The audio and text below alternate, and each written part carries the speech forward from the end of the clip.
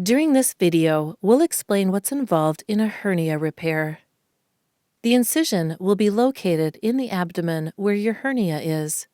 Here, we demonstrate one in the lower part of the abdomen, but the same principles apply throughout the abdomen. This procedure may be done under different types of anesthesia. Your healthcare team will advise what's best for you. Regardless, you may be given further local anesthesia to the surgical area. An incision is made over the hernia. The size and location will vary according to your personal requirements. Instruments are used to dissect away the hernia sac and free it from the abdominal wall and any surrounding organs.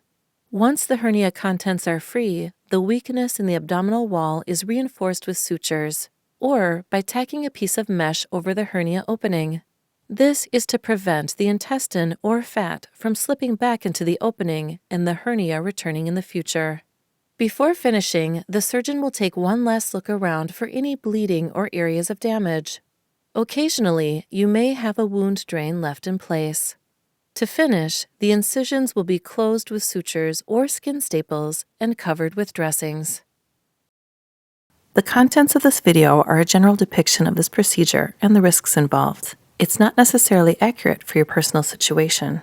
Information specific to your individual circumstances is listed in the written consent information sent to you by your healthcare team.